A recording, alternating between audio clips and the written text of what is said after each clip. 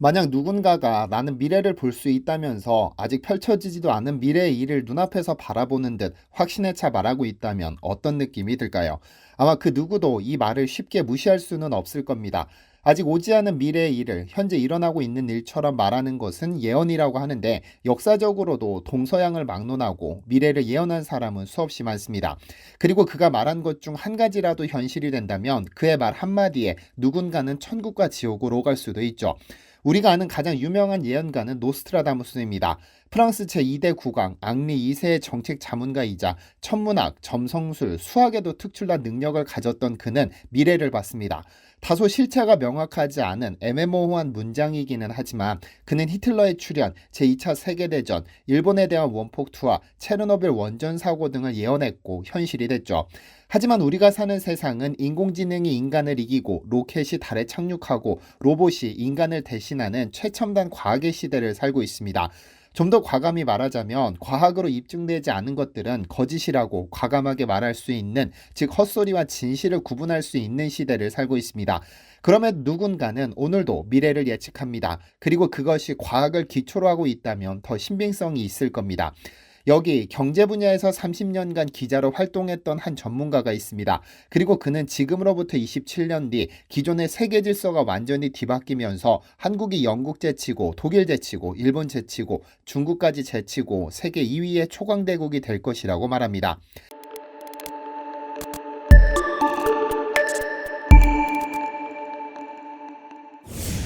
안녕하세요. 디스멘터리입니다. 미국의 종합평론지이자 90년의 역사를 지닌 US 뉴스앤월드 리포트는 지난 12월 31일 지구상에서 가장 강력한 국가를 발표했습니다. 이 조사는 전 세계 85개국 17,000명에게 설문조사를 실시하는 방식으로 정치, 경제, 군사력은 물론 국가 영향력 등을 평가해 매년 발표됩니다. 그런데 2022년도 순위에서 한국은 미국, 중국, 러시아, 독일, 영국에 이은 세계 6위로 선정했습니다. 한국의 경제력이 GDP를 기준으로 했을 때 세계 10위권이라는 점을 고려한다면 높은 순위임을 알 수 있는데요. 심지어 우리나라는 2020년 발표된 같은 순위에서 20위를 차지했던 것을 생각한다면 2년 만에 대단한 순위 변동이 있었던 겁니다. 위 순위에서 한국 아래에는 우리가 흔히 생각하는 선진국들이 대거 포진하고 있는데, 대표적으로 프랑스와 일본이 그렇습니다. 정치, 경제, 군사 등을 종합해 발표한 순위라고 했을 때 6위에 선정됐다는 것은 대단한 결과가 아닐 수 없는데요. 한국은 어떻게 6위에 랭크될 수 있었을까요? 매체는 한국의 첨단 기술, 서비스 기반 경제는 외국인 투자 성공 사례로 OECD 개발원조위원회 기금의 첫 수혜자가 되었고 이후 기금 기부자가 됐다고 평가했습니다.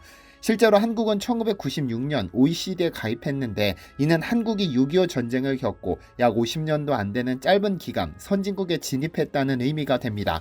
하지만 이보다 더 대단한 것은 한국이 40년 전까지 다른 국가로부터 원조를 받던 원조 수혜국에서 원조 공여국으로 전환된 첫 국가가 됐다는 점입니다.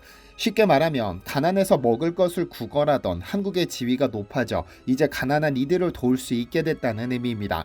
개인이라면 얼마든지 노력을 통해 가능하지만 이를 국가 차원으로 바꾼다면 이야기가 달라집니다. 국민 전체가 다 같이 잘 살게 되었을 때야 가능한 이야기니까요. 지난 2009년 11월 파리에서 개최된 OECD 개발원조위원회는 특별회의를 개최해 전원일치로 한국을 DAC 회원국으로 가입시켰습니다. DAC는 국제사회 원조의 90% 이상을 차지하는 주요 공여국 그룹이자 OECD의 3대 위원회 중 하나입니다. OECD 가입국이라고 무조건 가입할 수 있는 것이 아니라 일정 조건을 만족시켜야 가능한 것인데, 한국은 이 조건을 갖췄죠. 그리고 이때부터 한국은 전 세계 빈곤국을 향해 어마어마한 공적 개발 원조를 시작합니다. 2010년 이후 한국의 ODA 증가율은 DAC 그룹 중 최상위권인데 2021년 총 28.6억 불을 지출해 전년 대비 26.9% 증가했습니다. 한때 에콰도르가 너무 불쌍하다며 쌀 500톤을 지원해주는 국가가 이제 세계에서 가장 많은 도움을 주는 기적을 만들어낸 것이죠. 매체가 언급하는 것처럼 한국은 1960년대 이후 꾸준한 성장과 빈곤 감소를 동시에 경험했지만 현재는 전체적으로 세계 최대 경제국으로 성장했습니다.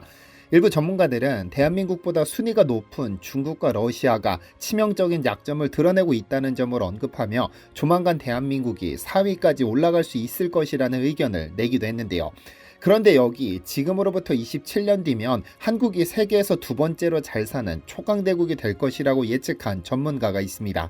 약 30년간 경제 분야의 기자로 활동한 존 앤드루스는 영국의 시사주간지 이코노미스트의 편집자 다니엘 프랭클린과 함께 메가체인지 2050년 세계라는 단행본을 출간했습니다. 2030년이 되면 한국인은 독일, 프랑스, 일본인보다 소득이 많다. 한국의 1인당 국내 총생산은 2050년 일본 GDP의 2배 가까이 늘어난다. 2050년이 되면 세계 최대 경제대국으로 떠오른 중국보다도 2배 이상 많다는 등 책 속에서 묘사한 한국의 미래상은 가히 상상을 초월합니다. 그런데 한국이 세계 최고 부자 나라가 될 것이라는 전망은 아주 오래전부터 제시됐습니다. 미국의 투자은행 골드만삭스는 2025년이 되면 한국은 세계 9대 경제 강국에 오를 것이다. 따라서 브릭스에 한국을 포함시켜 브릭스로 바꿀 것을 제안한다. 2050년이 되면 한국의 1인당 GDP는 8만 1,000달러로 일본, 독일 등을 누르고 미국에 이은 세계 2위가 될 것이다 라고 쓴 충격적인 보고서를 2007년에 썼습니다. 뿐만 아니라 강대국의 흥망을 쓴 폴 케네디는 한국이 2030년께 1인당 국내 총생산에서 프랑스를 제치고 2050년에는 독일과 일본도 넘어 세계 2위가 되어 동아시아 경제를 주도할 것이다 라고 예측하기도 했습니다.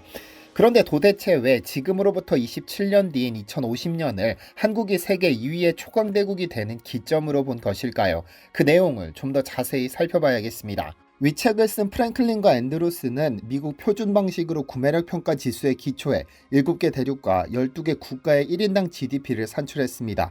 조사 결과에 따르면 한국의 1인당 GDP는 2010년 6,310달러에서 2030년 8,780달러, 2050년 1,500달러로 치솟습니다.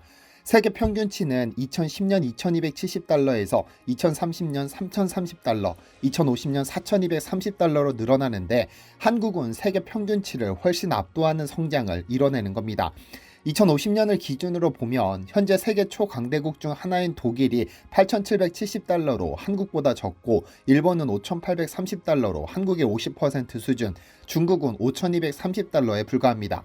이를 좀 더 자세히 살펴보자면 저자는 세계화가 별다른 변화 없이 현재 수준으로 변화한다고 가정한 상태에서 EIU가 추정한 2010년에서 2030년 GDP 예상치를 2050년까지 확장시켰습니다. 이 예상치에 따르면 전 세계 GDP는 2010년부터 40년 동안 연간 3.7% 성장하는데 가장 급성장하는 지역은 아시아 지역입니다. 그중 중국은 40년 동안 2.3배 성장하고 인도는 3.86배 상승하죠.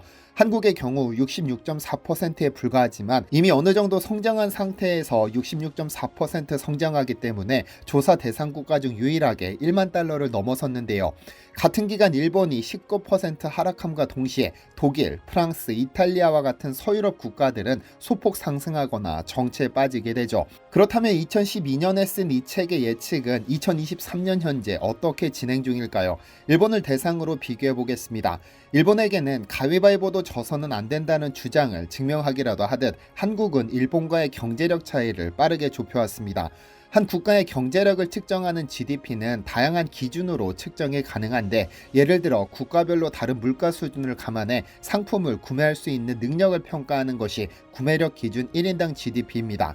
이 지표는 국민 개개인의 삶의 질을 파악하는 데 유용한데 OECD에 따르면 2017년 한국은 이 지표에서 41,001달러를 기록해 일본의 48,227달러를 추월했습니다. 그러니까 한국인 개개인의 삶을 파악했을 때 일본인의 삶의 질을 앞서기 시작했다는 의미입니다. 물론 각 기관마다 수치가 조금씩 차이를 보이는데 IMF는 2023년에 한국이 일본을 넘어설 것으로 보기도 합니다. 구매력 평가 1인당 GDP는 화폐 단위당 구매력은 어느 국가에서도 동일한 것으로 가정해 1인당 구매력을 측정하는데요. 조금 쉽게 풀자면 같은 돈으로 한국인들이 살 수 있는 것들이 일본인들보다 많다는 의미입니다. 명목 GDP는 여전히 일본이 한국에 앞서 있지만 1인당 GDP 통계가 집계되기 시작한 1970년 이후로 처음 일본을 앞섰다는 것에 큰 의미가 있습니다. 그런데 점차 구매력 기준이 아니라 1인당 명목 GDP에서도 한국이 일본을 앞서기 시작했습니다. 일본 경제연구센터는 지난 12월 14일 일본의 1인당 명목 GDP가 2023년 한국에 추월당할 것으로 추산했습니다. 노동 생산성, 평균 노동시간, 취업률, 환율 등으로 고려해 측정한 수치로 재작년에는 2027년 한국에 추월당할 것으로 내다봤으나 4년을 앞당겼습니다. 여러 수치로 봤을 때 한국의 경제력이 일본을 추월하고 있다는 점에서는 이견은 없는 것으로 보이는데요. 물론 아직 다가오지도 않은 미래는 그 누구도 예단할 수는 없습니다. 하지만 이러한 긍정적인 보고서를 보며 자위하는 국가가 있을 것이고, 이를 현실로 만들기 위해 위험 요소를 제거하며 보고서를 사실로 만들어내는 국가도 있을 겁니다. 과연 한국이 세계 2위 초강대국이 될 것이라는 보고서를 현실로 만들어낼 수 있을지 2050년이 되면 알 수 있습니다. 그리고 그때 이 영상에 찾아와 댓글 하나씩 남겨주시면 감사하겠습니다. 시청해주셔서 감사합니다. 디시멘터리에서는 여러분의 제보를 기다립니다. 제 채널에서 다뤘으면 좋겠는 뉴스 또는 널리 알려졌으면 하는 영상은 디시멘터리 네이버.com으로 보내주시면 소중히 제작하겠습니다. 시청해주셔서 감사합니다.